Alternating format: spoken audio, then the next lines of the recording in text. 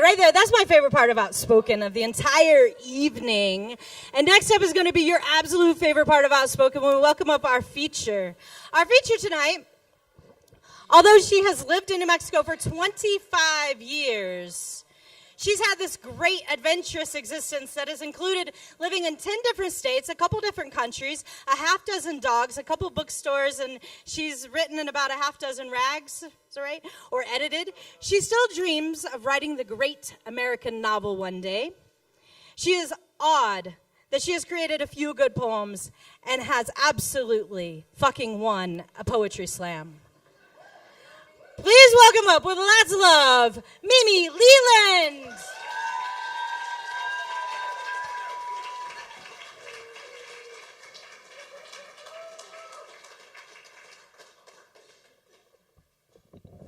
Hi. I was going to do a little ceremony, but we're having audio problems, so this may be a little challenged to do the whole ritual with the candles and everything. So I'm going to do a modified version, if you'll bear with me a second.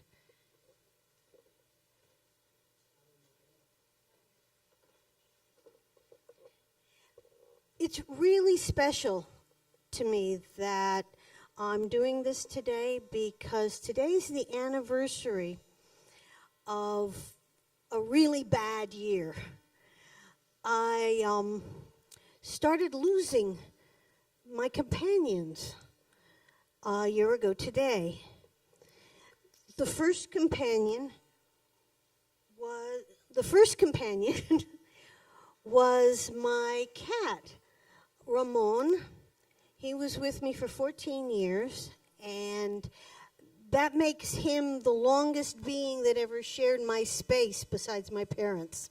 So this stone is for Ramon. Oh, yeah, I was going to say, I'm Jewish, and how we memorialize people is not with flowers at a grave, but with rocks. So this stone is for Ramon. Literally shortly, my father died on his 90th birthday, February 13th, 2013. This is for him. He yearned for symmetry. My mother died May 19th, 2013. This is for her because she loved the ocean. I lost some comrades also. This is for Mike Kitt, Donna Rowe, Joan Berman, friends, comrades, barricade mates. This is for everybody who survived. This is especially for Gloria. May she thrive. But this is for all of you, new friends that I have made in the last year. Thank you for your strength, and please, please enjoy and thrive in the coming years.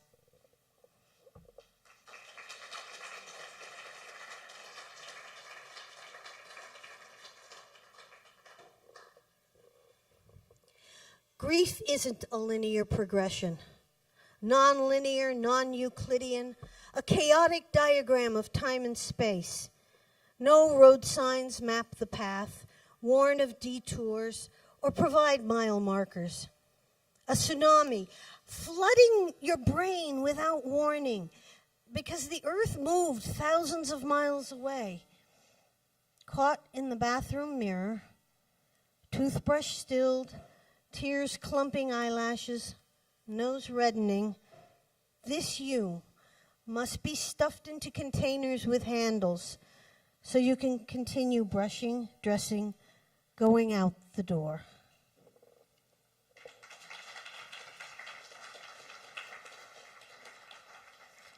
So I'm going to do two poems that were sort of inspired by my father, and then two poems that were inspired by my mother.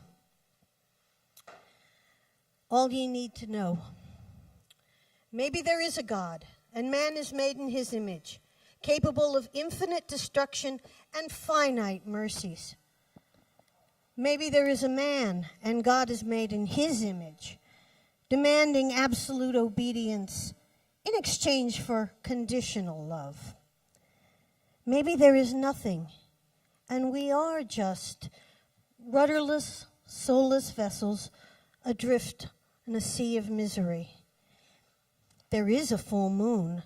Venus is flanking it, illuminating a green-tinged mallard rising into a clear cobalt sky.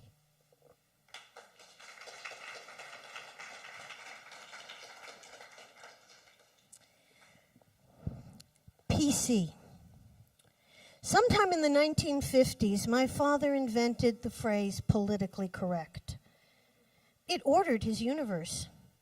It ordered our family's universe. If something was not politically correct, it was evil incarnate. If something was not politically correct, it would contribute to the rise of the military-industrial complex and the spread of fascism. If something was not politically correct, it would make our father very, very angry. And you never wanted to feel the wrath of our father, literally and figuratively. Everything our father taught us was political, not just electoral, though Republicans were definitely not politically correct. Henry Ford published the Protocols of the Elders of Zion. Your vote was your dollar. And Volkswagen was invented by the Nazis. Texaco shipped oil to the Nazis. We didn't get war toys. We boycotted grapes, drank Pepsi, not Coke, and ate Whole Foods. Coffee, Miracle Whip, and ketchup were all forbidden. Never to cross the threshold of a place housing Dr. Henry Leland, Ph.D., and his family. He would protect us and the proletariat masses from coffee, Miracle Whip, and ketchup. Tea was politically correct, as was Hellmann's mayonnaise, though there was no correctness with anything even moderately ketchup-like. There was one other major incorrectness. For decades after I left his house, I couldn't remember it. This wasn't like aphasia, where you could see the whatever in your mind's eye, but just couldn't come up with the correct label. This was amnesia, a big hole with no picture or sound, a piece of footage cut from the movie. I tried to remember it. It was important. It was politically incorrect. It was a sin. It spoiled my stories. My epiphany came while I was on Facebook. Don't give me that look. I posted the results of one of those tests. You know, you have the personality of blank. It said I was an introvert. An old friend replied, "But you're a social butterfly." That made me very uncomfortable. Like wearing secondhand shoes, the fit was off. Then the missing piece of movie started to play. Father at the head of the table, face red, fists pounding. Being alone is politically incorrect. I would never sleep with a Republican, much less vote for one. I still won't buy a Ford. I'm boycotting Nestle's, the state of Arizona, and the Sochi Olympics. I eat Whole Foods, but never from that fascist-owned store. I never use ketchup, dipping my fries in Hellmann's. I drink neither Pepsi nor Coke. I drink both coffee and tea. And I walk along the acequia at sunset. I walk along winter beaches. I walk along city streets at midnight. free at last to savor my solitude.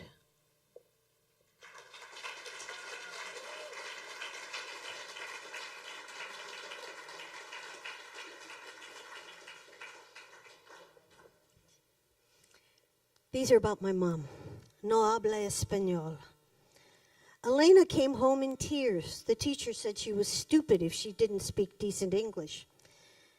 Helen went to college, married a Jewish guy who wooed her with English versions of songs from the Spanish Civil War. Helen taught French, had a master's in American Lit, and didn't contradict when told she had the map of Israel on her face. Helen stood silent when her husband announced nothing important was ever written in Spanish. Helen died in a nice nursing home where no one spoke her mother tongue, especially not her children.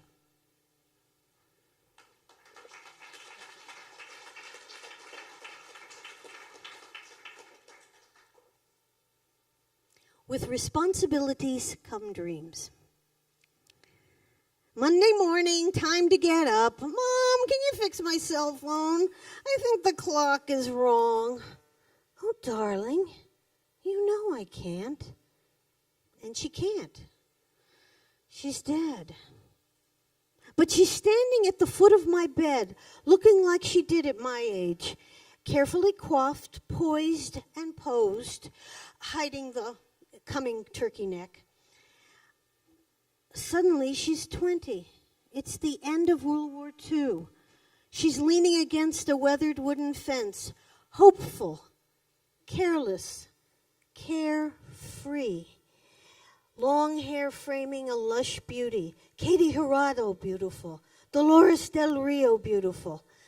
Leaning against the fence, waiting for Pedro Armendariz, who'll never come because he shot himself when he learned he got cancer from trusting John Wayne, and making a movie in the middle of an atomic test site? I start to warn her. I want to protect her from the fallout. But Matt Damon, with blonde hair, a green rugby shirt, and a South African accent, is dragging me across Girardin Central, an intersection that makes me crazy. We almost make it to the curb when I start spiraling into a faint. Now, I never faint, but I'm spiraling into a faint when the clanking car noises become clanking dog collar noises. And she needs me to get up now. I open my eyes to the perfect, sun-drenched, eggshell turquoise sky I saw in my dream, knowing when I take my boss's dog to the park, no one will be waiting by the weathered wooden fence.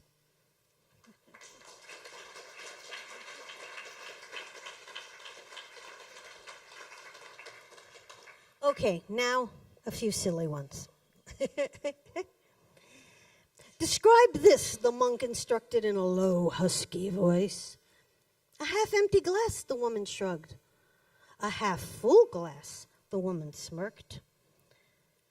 A tall, square-cut, heavy-bottomed bar glass, pebbled so that light will play off the contents in interesting ways. The woman stated with a half-smile, bringing the glass to her lips, partially containing a hopefully interesting liquid.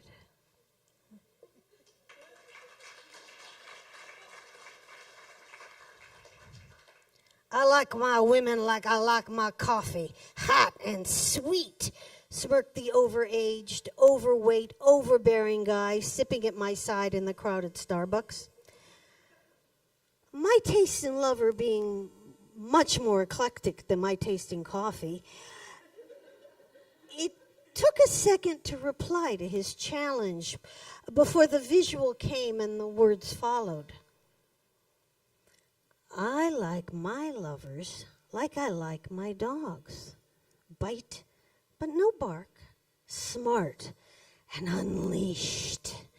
Said with a half smile that sent him off hunting gentler prey. stupidly forgetting that all dogs go to heaven.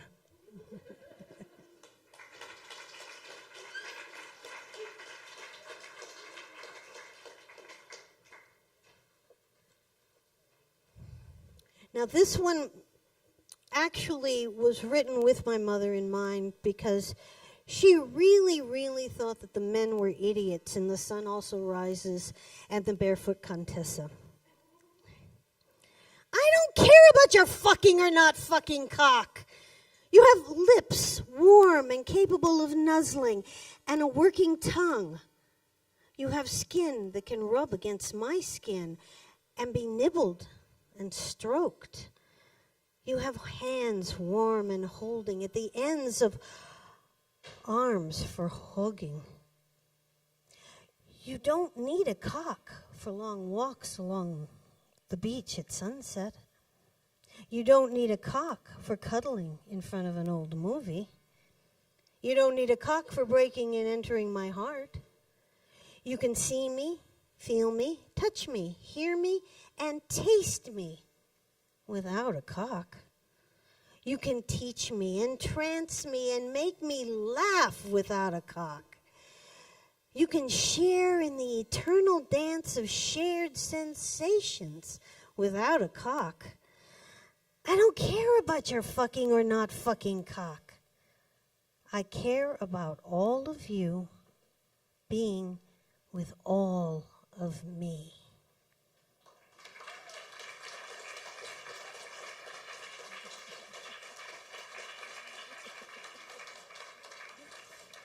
Okay, last two. Joan of Arc meets the Willendorf Venus of Albuquerque at Pride 2013. Her body exposed and bejeweled, not for worshipful celebration, but an embarrassment she is trying to embrace. She doesn't know her body sings. Rainbowed rows of New Orleans beads flowing atop abundances of warm milk chocolate. Glint of light from her jeweled navel sent eyes to the lush belly and her denim shielding. Tempting heavenly mounds topped by intelligence. I have a taste for her taste. Full-bodied and full voice, she earns another fucking 10, wins the slam and my heart.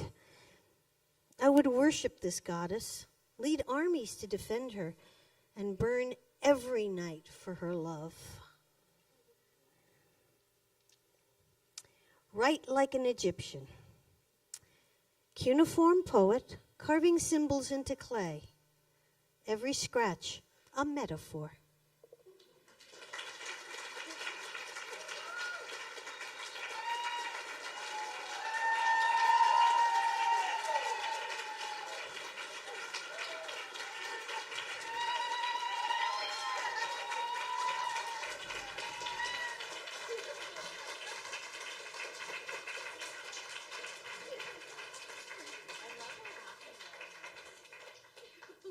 All right, give it up one more time for Mimi.